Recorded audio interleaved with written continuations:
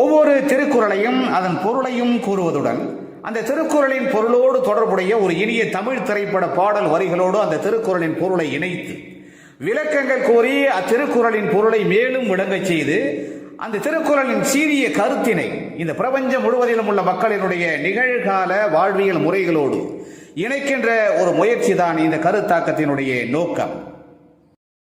அந்த முயற்சியிலே இன்று நாம் எடுத்துக்கொள்ளும் திருக்குறளின் 384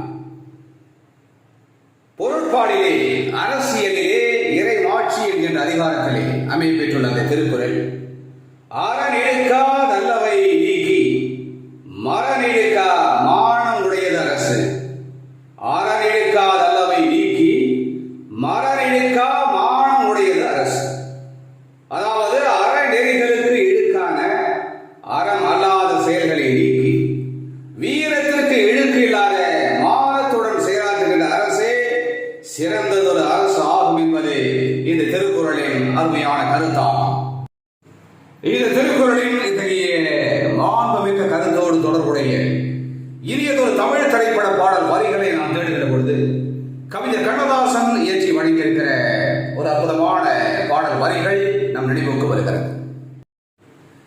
நமது நாட்டு மக்களினுடைய நலன்களுக்காகவும் அவர்களுடைய பாதுகாப்பிற்காகவும் வேறெடுத்து போராடிய தமிழ் மன்னர்களுடைய மரபிலே வந்து உதித்த தனது மைந்தன் தம்மை தாக்க வருகின்ற பகைவர்களை வீர நடை போட்டு தனது தோல் வலிமையாலும் படை வலிமையாலும் வெற்றி கொண்டு புகழ் மாலை சூழ வேண்டும்.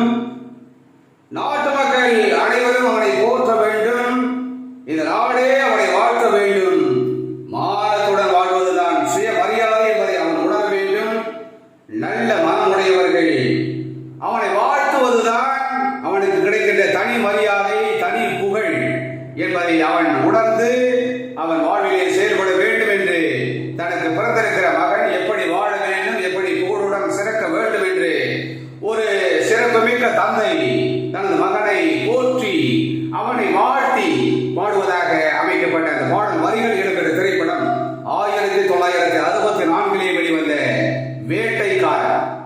கண்ணதாசனின் அற்புதமான அந்த வரிகளுக்கு கே.வி. மகாதேவன் இனிமையாக இசையமைக்க டி.எம். சௌந்தரராஜன் மிக சிறப்பாக பாடுகின்ற அந்த மேன்மிக்க பாடல் வரிகள் இதோ என் குரலில் உங்களுக்காக.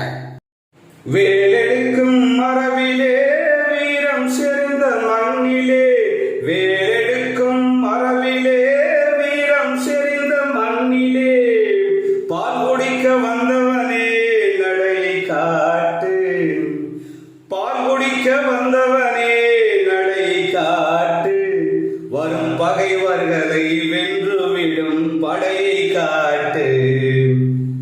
4 பேர்கள் போற்றவும் நாடு உன்னை வாழ்த்தவும், 4 பேர்கள் போற்றவும் நாடு உன்னை வாழ்த்தவும், மானத்தோடு வாழ்வதுதான் சுயமரியாதை, நல்ல மனமுடையோர் காண்பதுதான் தனி மரியாதை. எனவே அறநெறிகளுக்கு இழுக்கான அறம் அல்லாத அனைத்து செயல்களையும் நீக்கி வீரத்திற்கு இழுக்கு இல்லாத மானத்துடன் செயலாற்றுகின்ற அரசே ஒரு சிறந்த அரசு என்கின்ற அருமையான கருத்தினை இந்த திருக்குறளிலிருந்து நாம் அறிந்து உணர்கிறோம். மீண்டும் ஒரு இனிய திருக்குறள், திருக்குறள் எண் 385. அந்த திருக்குறளின் பொருளோடு தொடர்புடைய இனியதொரு தமிழ் திரைப்பட பாடல் வரிகளோடு நாம் மீண்டும் சந்திக்கலாம். அதுவரை அன்பு வணக்கம் கோரி விடைபெற்றுக் கொள்வது உங்களுடைய அன்பு ஆராய்ச்சியாளர் முனைவர் கா. சிவசங்கர். மீண்டும் சந்திப்போம். நன்றி, வணக்கம்.